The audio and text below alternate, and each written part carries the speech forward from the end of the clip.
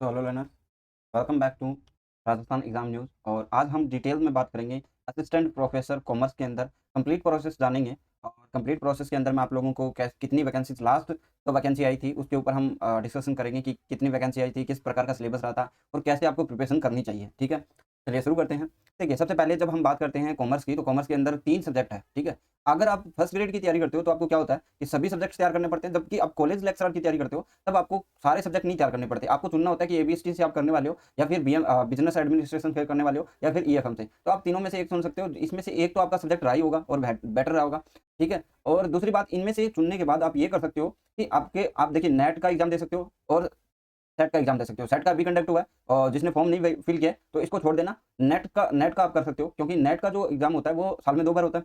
तो 2023 के अंदर भी आप एक एग्जाम दे लोगे। ठीक है, 2024 के अंदर 2 एग्जाम दे लोगे, तो इंटरव्यू से पहले कम से कम आप 2 एग्जाम तो आराम से दे लोगे। ठीक है, क्योंकि अभी ये वैकेंसी आएगी और इससे एक तो जो जून 2023 वाला वो हो जाएगा, दिसंबर 2023 वाला हो जाएगा। ठीक है, और मेरे हिसाब से जून 2024 वाला भी हो जाएगा और तब तक आपके इंटरव्यू कंडक्ट होंगे, तो आप आराम से इसको क्वालीफाई कर सकते हो अगर अच्छी तैयारी करते हो तो। और अब की बार देखिए एबीएसटी के अंदर 82 सीट पिछले साल थी और लगभग इतनी ही सीटें अब की बार भी आएगी। कम से कम आप ये मान सकते हो 200-250 सीट कॉमर्स के अंदर टोटल मान के चल सकते हो आप लोग। बिजनेस में आपकी थी 127 और ईएफएम में 56 थी। जिसकी एबिलिटी है उस हिसाब से आप कर सकते हो। जिसमें आप ये समझिए कि एबीएसटी के अंदर तो कंपटीशन रहता ही है, बट यहाँ पे आपको मेहनत भी कम करनी पड़ती है, क्योंकि जिनका रुचि का सब्जेक्ट होता है, जिनका सबसे ज़्यादा रुचि एबीएसटी के अंदर है, उनको ज़्यादा तकलीफ नहीं होती, बिकॉज प्रैक्टिकल सब्जेक्ट्स है तो अंडरस्टैंड करने में ईजी होता है। बाकी आप इन दोनों के साथ भी जा सकते हो। ईएफएम एक अच्छा सब्जेक्ट है, अगर आप अच्छे से पढ़ते हो तो बहुत काम की चीज़ है। ठीक है, आगे हम बढ़ते हैं। तो देखिए, पात्रता के हिसाब से देखा जाए तो आपका पहले तो ये होना चाहिए कि good academic record with at least 55% होने चाहिए आपके। ठीक है, masters degree level in the relevant subject from Indian university और इक्विवेलेंट डिग्री फ्रॉम, ठीक है, तो आप फॉरेन यूनिवर्सिटी, तो आपका वो 55% होना चाहिए ग्रेजुएशन के अंदर। पोस्ट ग्रेजुएशन के अंदर ये आपको पता है क्वालिफिकेशन का है भी, क्योंकि आप नेट करते हो तब भी आपको 55% चाहिए मेरे हिसाब से यूआर को। ठीक है, ओबीसी को शायद 50% चाहिए। अब इसके साथ आपका जो नेट है उसके साथ थ्रेट भी हो सकता है, तो आपका वो भी मान्य होगा। और जिन्होंने की 11 जुलाई 2009 से पहले एमफिल और पीएचडी हो रखी है, उनको इस नेट स्लैट और सेट से भी छूट मिल सकती है, अगर ये आपकी क्वालिफिकेशन हो तो। जैसे अभ्यर्थी ने नियमित पद्धति से पीएचडी प्रदान की हो, तो लगभग ये जिनके पास है उनका नेट भी क्वालिफाइड ही होगा, तो इसमें आपको पढ़ने की जरूरत ही नहीं है। आपको ये पता होना चाहिए आपकी एमकॉम होनी चाहिए, किसी भी सब्जेक्ट से आपके 55% मार्क्स होने चाहिए, आपकी नेट सेट या फिर स्लैट आपकी क्लियर होनी चाहिए। तो उसमें उस केस में आप ये कर सकते हो कि नेट का आगे एग्जाम आएगा तो वो आप देकर आप इसको क्वालीफाई कर सकते हो। एकेडमिक रिकॉर्ड तो आपका गुड होगा, क्योंकि आप अगर नेट का एग्जाम देना है तब भी आपको मार्क्स तो चाहिए ही चाहिए, है ना। तो इस हिसाब से आपका ये हो जाएगा, इसमें कोई दिक्कत नहीं है। दूसरा, working knowledge of Hindi return in Devanagari script, knowledge of Rajasthan culture, तो ये आपका हो ही जाता है, इसमें आपको कोई दिक्कत नहीं है। ठीक है, और देखिए स्नातक स्तर पर न्यूनतम 45% अंक आपके होने चाहिए। इसमें एससी एसटी ओबीसी और दिव्यांग श्रेणी के जो छात्र हैं उनको 5% तक छूट दी जाएगी, तो ये ऑलमोस्ट सभी के होते ही हैं। ठीक है, क्योंकि इतने बड़े लेवल की जो तैयारी करता है उस स्टूडेंट के हिसाब से नेट क्वालीफाई करना, उसके 55% होते ही हैं नेट क्वालीफाई करने के लिए ही। ठीक है, आगे देखिए, अब देखिए यहाँ पे आपको शैक्षणिक जो अर्हता है वो कब तक आपको अचीव करनी है। जैसे मैंने बोला था कि आपको नेट और वो करने के लिए आपको कितना टाइम मिल जाएगा। देखिए, अंतिम वर्ष में सम्मिलित हुआ या सम्मिलित होने वाला व्यक्ति आवेदन के लिए पात्र होगा। क्यों? क्योंकि मान लीजिए कि आप एमकॉम सेकंड ईयर में हो, तो फाइनल ईयर में हो, तब भी आप इसको अप्लाई कर सकते हो। आपको कब देना होगा? साक्षात्कार से पूर्व है, अभिव्यक्ति काल से साक्षात्कार की प्रक्रिया प्रारंभ होने की दिनांक तक पहला दिन, तब तक आपको ये जो है अर्हता जो है आपके पास होनी चाहिए। यानी एमकॉम प्लस नेट ये आपको कब चाहिए? जब आप पेपर दे चुके होंगे, आपको चाहिए जब आपकी जो इंटरव्यू होगा तब तक आपके पास होना चाहिए। ठीक है, इस चीज़ का ध्यान रखें। और एज का कोई है ही नहीं इशू। यहाँ पे आपका जो ग्रेड पे है वो बहुत एक इंपॉर्टेंट होता है। देखिए 6000 दिखा है, 15,600 से 39,600, और राज्य सरकार का जो प्रोबेशन पीरियड है उसमें तो आपका फिक्स ही रहता है, उसमें कोई दिक्कत वाली बात नहीं है, ये आप अंडरस्टैंड कर सकते हो। ठीक है, अब आप बात करते हैं पेपर के अंदर। पेपर क्या रहता है, कैसा रहता है, वो हम डिस्कशन करते हैं। देखिए, subjects concern with post 75 marks के 3 घंटे का पेपर। फिर आपका सेकंड सब्जेक्ट आता है subject concern with post, 75 question 3 घंटे का। फिर आता है general studies of Rajasthan, 50 marks 2 hour. ठीक है, इंटरव्यू उसके बाद इंटरव्यू होता है। इंटरव्यू आपको 24 नंबर लेके आने होते हैं मिनिमम। ठीक है, 3 टाइम्स ऑफ वैकेंसीज जो है कैंडिडेट बुलाए जाते हैं और उनके मिनिमम क्वालिफाइंग मार्क्स आपके पास होने चाहिए। ठीक है, सिलेबस आपको मैं बता देता हूँ, जो पीछे जो सिलेबस रहा था उसके बारे में। पहली चीज़ आती है फाइनेंशियल अकाउंटिंग। पेपर को अच्छे से समझना। इसका जो मेन मोटो है, आपको आपका जो मोटो होना चाहिए कि आप सिलेबस को अच्छे से रीड कर लोगे तो आपका आधा काम खत्म हो जाता है। फाइनेंशियल अकाउंटिंग की बात करते हैं। Introduction, meaning of book keeping, accounting and accountancy, और between book keeping and accounting, accounting process. उसके बाद देखिए यहाँ पे बुक कीपिंग और अकाउंटिंग के बीच का जो डिफरेंस है वो आपको पता होना चाहिए। Accounting process, objective of accounting, various users of accounting information, limitation of accounting, accounting terminologies, accounting concept, principles and conventions, accounting standard यानी इंडियन अकाउंटिंग स्टैंडर्ड्स, ठीक है, और इंटरनेशनल फाइनेंशियल रिपोर्टिंग स्टैंडर्ड यानी IFRS भी आपको पता होना चाहिए। Recording of transaction, secondary books, trial balance and rectification of errors, final accounts with adjustment, entries, closing entries, financial statement, bank reconciliation statement, bills of exchange, partnership accounts, admission, देखिए partnership accounts में यहाँ से शुरू कर लीजिए आप, admission ए partner आ गया, रिटायरमेंट ऑफ ए पार्टनर आ गया, डेथ ऑफ ए पार्टनर आ गया, ठीक है, और ये piecemeal distribution of cash and amalgamation of firms, depreciation accounting, price level changes accounting, hire purchase and instalment payment methods, voyage account, accounting from incomplete records, accounting methods for non profit making organisation. ये है आपकी financial accounting यानी वित्तीय लेखांकन, ठीक है।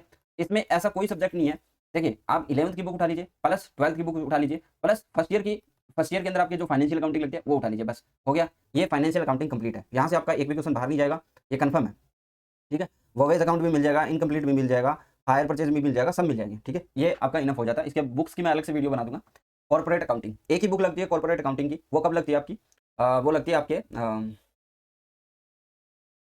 Third year में लगती है, ठीक है। बीकॉम अब जब आप करते हो तो कॉर्पोरेट अकाउंटिंग का थर्ड ईयर का लगता है निगम लेखांकन। तो वहाँ से देखिए बुक का रेफरेंस आप हर जगह से ले सकते हो, अलग अलग बुक्स भी पढ़ सकते हो, बट मैं आपको एक फॉर्मल जो आपकी जो बेस बनाने के लिए जो चीज़ें होती है वो मैं आपको बता देता हूँ, क्योंकि देखिए आप कॉलेज लेक्चरर बनते हो तो इन्हीं के अंदर से निकल के जाता है और यहीं से जो है बुक्स बनती है, ठीक है, सोर्स है। यहाँ से देखिए कुछ चीज़ें आपको ऐसे लगेगी कि बहुत सिंपल पूछ रखे, introduction of company accounts, kinds of company, formation of companies, share capital, issue of share, under subscription and over subscription, issue of share at premium and discount, pay back of shares and treasury stock, accounting treatment and ledger preparation, issue of bonus and right share consolidation and split of share, redemption of preference share and issue redemption of debenture, preparation of final accounts with calculation of managerial जो remuneration है उसको, disposal of company profits and distribution of dividends accounts of banking and insurance companies, उसके बाद valuation of goodwill, valuation of share, amalgamation of companies, internal and external reconsideration of companies including scheme of reconsideration, accounts of holding and subsidiary companies, liquidation of a company, double account system, accounting for public utility companies, problem of merger and acquisition, ठीक है। फिर उसके बाद agriculture आ जाएगा, sorry accounting for agriculture firms आ जाएगा, government accounting आ जाएगी, कॉर्पोरेट एंड सोशल अकाउंटिंग आ जाएगी, अकाउंट ऑफ सॉरी सोलिसिटर्स आ जाएगा, अकाउंट्स ऑफ हॉस्पिटल आ जाएगा, फोरेंसिक अकाउंटिंग आ जाएगी, ये सारी जो ट्रेवल एजेंसीज है, बेसिक फाइनेंशियल ये सारी चीजें आ जाती है। ये आपको बेसिकली आपको कॉर्पोरेट अकाउंट में मिल जाएगा, थर्ड ईयर की बुक है, उसमें लगभग टॉपिक्स आपके मिल जाएंगे। बाकी शुरू में तो आपका बेसिक है भाई, कंपनी का इंट्रोडक्शन होगा, फिर कंपनी का प्रकार, फिर कंपनी कैसे बनती है, उसके शेयर कितने प्रकार के होते हैं, कैसे शेयर को इशू किया जाता है, रिडम्पशन कैसे किया जाता है, अंडर सब्सक्रिप्शन कैसे हो जाता है, ओवर सब्सक्रिप्शन कैसे हो जाता है, इशू हम कैसे करेंगे, प्रीमियम पे, डिस्काउंट पे, फिर शेयर को वापस पे बैक कैसे करेंगे, ट्रेजरी स्टॉक क्या होता है, अकाउंटिंग ट्रीटमेंट क्या होगा, लेजर को कैसे प्रिपेयर करेंगे, इश्यू कैसे करेंगे बोनस शेयर को और राइट शेयर को, ठीक है। फिर कंसोलिडेशन हो जाएगा, स्प्लिट और कंसोलिडेशन और स्प्लिट शेयर्स का, ठीक है। यहाँ से आपका चेंजेस आ जाता है, नेक्स्ट लेवल पे हम चलते हैं। फिर रिडेम्पशन ऑफ प्रेफरेंस शेयर, उसका इश्यू, ठीक है, शेयर्स का प्रेफरेंस शेयर का भी इश्यू हो गया। फिर डिवेंचर का इश्यू और रिडेम्पशन पढ़ लीजिए। उसके बाद फाइनल काउंट बना लीजिए। उसके बाद जो मैनेजर होता है उसका रेम्यूनरेशन काउंट करना है। फिर आपको कंपनी बंद करनी है तो disposal of company profit and distribution of dividends आ जाएगा। उसके बाद अलग से जो कंपनीज होती हैं उनके बारे में पढ़ना है, जैसे account of banking, insurance company है, आपको वैल्यूएशन कैसे करनी है गुडविल की, शेयर की वैल्यूएशन कैसे करनी है, अमालगमेशन ऑफ कंपनी, मतलब कंपनी का अमालगमेशन कैसे होगा। फिर आपको रिकंस्ट्रक्शन करना है तो इंटरनल और एक्सटर्नल दोनों टाइप से कैसे करना है। फिर आप पढ़ोगे कि कंपनी की जो सब कंपनीज होती है, सब्सिडरी कंपनीज होती है या होल्ड कर रखी है उसकी holding company and subsidiary company. और उसके बाद आपका लिक्विडेशन कंपनी का, डबल अकाउंट सिस्टम, ये भी आप फाइनेंशियल अकाउंटिंग में भी थोड़ा बहुत पढ़ लेते हो। फिर आपको अलग से अकाउंटिंग जैसे एग्रीकल्चर फॉर्म है, गवर्नमेंट है, कॉर्पोरेट सोशल अकाउंटिंग है, सोलिसिटर्स है, हॉस्पिटल है, फॉरेंसिक है, ट्रेवल एजेंसीज है, इनके बारे में पढ़ना है। कहने का मतलब है कॉर्पोरेट अकाउंटिंग आपके लिए बेसिक है, आराम से आप कर ही लोगे। उसके बाद आता है कॉस्ट अकाउंटिंग, ठीक है, एक नंबर का टॉपिक है, एक नंबर की बुक है, पढ़ने का मजा भी इसमें आता है। देखिए पहले concept of cost and cost control, दो चीज़ आ गई।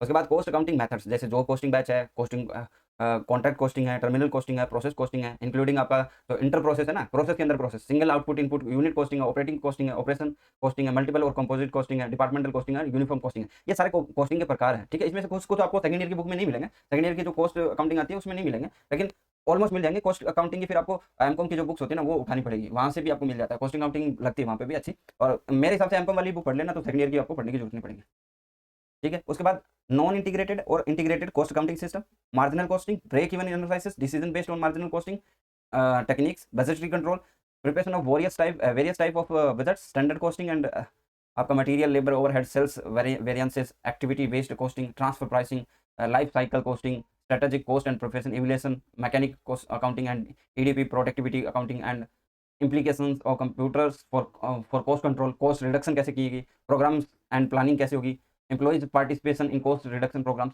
तो ये सारी चीज़ें कॉस्टिंग के अंदर है। उसमें से आपको आधे टॉपिक तो सेकंड ईयर की बुक में मिल जाएंगे, लेकिन मैं रिकमेंड करूंगा कि आप डायरेक्टली एमकॉम की बुक्स पढ़ें ताकि आपको ईजी पड़े, क्यों उसमें सारे टॉपिक एक साथ मिल जाएंगे और उसका थोड़ा सा लेवल भी अच्छा होता है, तो डिटेल से दिया रहता है, तो वो भी आप पढ़ सकते हो। बाकी मैं आपको बुक की अलग से वीडियो बता दूंगा, तो वो आप देख लेना।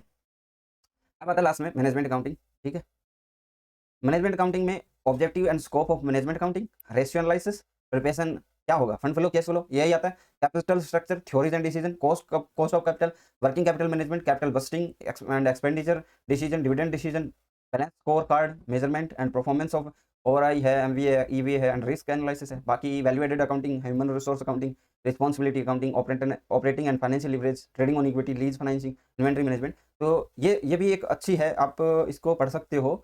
शायद सेकंड ईयर के अंदर ईएफएम की बुक्स लगती है, उनमें आता है थोड़ा बहुत, या फिर आप डायरेक्टली आप पढ़िए एमकॉम की दोनों बुक्स में। ठीक है, ये अच्छा खासा दिया रहता है, इसमें फायदा भी होगा। अब देखिए, ये जो हमने पार्ट ए पढ़ा है उसमें कितने 75 क्वेश्चन आएंगे, सॉरी मैक्सिमम मार्क्स कितने होंगे 75, और क्वेश्चन कितने आएंगे 150। कितने घंटे का, 3 घंटे का। इक्वल मार्क्स होंगे और मीडियम बाइलिंगुअल होगा, नेगेटिव मार्किंग रहेगी। ठीक है, यहाँ तक क्लियर है। 4 टॉपिक्स आप लोगों को समझाया, फाइनेंशियल अकाउंटिंग पढ़ना है, कॉर्पोरेट पढ़ना है, कॉस्टिंग पढ़ना है, मैनेजमेंट पढ़ना है। ये चारों ही टॉपिक्स आपको एमकॉम में मिलते हैं। अब आ जाता है सेकंड पार्ट, जो आपका टैक्सेशन में चलता है। ठीक है, पेपर पार्ट 1 में डायरेक्ट टैक्स, उसके law rules, reference of assessment of individual HUF firm AOP and companies, assessment procedure, type of assessment, advance payment of tax, tax deduction यानी TDS deduction at source, refund of tax, double taxation, tax avoidance and evasion, tax evasion पढ़ना आपको, introductory part of tax planning, special reference, salaried employed and individual minimum alternative tax net. ये important है, ये last की जो line पढ़ी है, special reference to salaried employ और इंडिविजुअल, और आपको एमएटी पढ़ना है लास्ट में, मिनिमम अल्टरनेटिव टैक्स। ठीक है, ये डायरेक्ट टैक्स। इनडायरेक्ट टैक्स में आपको पता है, अब कस्टम ड्यूटी वगैरह में इतना नहीं, जीएसटी आ गया, कस्टम ड्यूटी आपको खैर पढ़ना ही है। देखिए, custom duty, role of custom in international trade, important terms and definition under custom act 1962, assessable value, baggage bill of entry, double dutiable goods, duty exporter, foreign going vessel, aircraft goods, import, manifest importer, prohibited goods, shipping bill, stores bill of lading.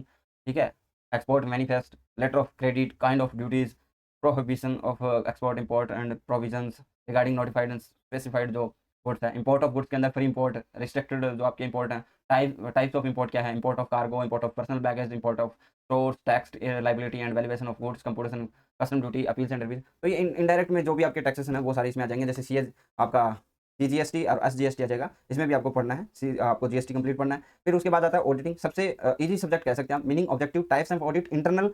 देखिए, internal होगा, internal control और internal check, दो चीज़ आपको confirm ही चलती है, vouching and verification of assets and liabilities.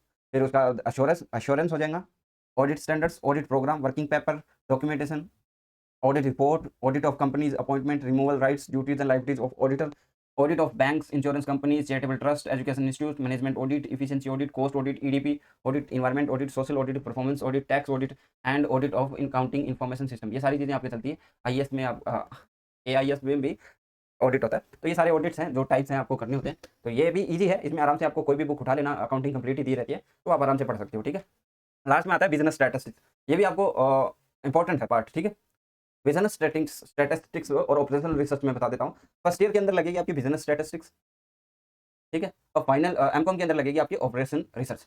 देखिए, मैं फर्स्ट ईयर के टॉपिक्स में बता देता हूँ कहाँ तक है, जो आपके आप आराम से कर सकते हो। देखिए, introduction, definition and function of statistics, और measure of central tendency, depression, secureness, moments, kurtosis, Sheppard correction and conditions of applying it, index number हो गया, एनालिसिस ऑफ टाइम सीरीज हो गया, इंट्रोपोलेशन, ये आपका जो है इंट्रोपोलेशन और एक्स्ट्रापोलेशन, ये आपका एमकॉम में मिलता है। वाइटल स्टैटिस्टिक्स है, कोरिलेशन है, रिग्रेशन है, एनालिसिस है, मल्टीपल रिग्रेशन है, एसोसिएशन ऑफ एट्रीब्यूट्स है, स्टैटिकल डिसीजन है, थ्योरी है, सैम्पलिंग टेस्ट ऑफ हाइपोथेसिस है, sampling and non sampling error है, सैम्पलिंग डिस्ट्रीब्यूशन है, स्टैंडर्ड एरर है, सैम्पलिंग मेथड्स है, large and small sample analysis है, सैम्पलिंग ऑफ एट्रीब्यूट्स है। ठीक है, variable test of significance, Z test, T test, F test, theoretical frequency distribution है, probability analysis of variance and design of experiments, linear programming, network analysis, PRT, CPM, game theory, replacement theory, statistical quality control, discriminant analysis, ये सारे जो है statistics के अंदर है। ये सारे टॉपिक से इजी है, अगर आप 2-4 बार पढ़ दोगे तो आराम से हो जाएगा। उसमें से आधी तो फर्स्ट ईयर की है, तो वो तो बहुत ईजी है, ऑलमोस्ट हमारे चैनल पे भी मिल जाएगी कंप्लीट। ऑब्जेक्टिव टाइप के क्वेश्चन रहेंगे, मैक्सिमम मार्क्स आपके 75 रहेंगे, नंबर ऑफ क्वेश्चन 150 रहेंगे, ड्यूरेशन आपकी 3 आवर्स रहेगी, प्रत्येक क्वेश्चन का समान अंक होगा, और मीडियम आपका बाइलिंगुअल रहेगा, हिंदी इंग्लिश आपका अंदर नेगेटिव मार्किंग रहेगी। ये था आपका कंप्लीट। देखिए, यहाँ पे आपको 3 टॉपिक पढ़ना है, डायरेक्ट टैक्स, इनडायरेक्ट टैक्स, और वो तो उसमें आ जाता है डायरेक्ट, इनडायरेक्ट, और आपको पढ़ना है ऑडिटिंग और पढ़ना है business statics and operational research, ये हो गया। और इसमें आपको 4 टॉपिक पढ़ने हैं पेपर 1 के अंदर। उसमें financial accounting, management accounting, cost accounting, corporate accounting रहेगा। तो ये बहुत ही रहेगा। आपको जो कट ऑफ की है वो अलग से मैं डाल दूँगा वीडियो, ठीक है? उसको आप देख लेना, बुक्स की वीडियो भी अलग से डाल दूँगा। सो आज के लिए बस इतना ही, नेक्स्ट क्लास में मिलते हैं। Thank you, bye, have a nice day. तैयारी कीजिए, खुश रहिए और देखिए जितनी अच्छी तैयारी से इस चीज़ की करोगे, उतना फल निकल के आएगा, लेकिन लास्ट टाइम आपको कुछ नहीं होगा। ये बात ध्यान में रखकर आप तैयारी करना, ठीक है? Thank you.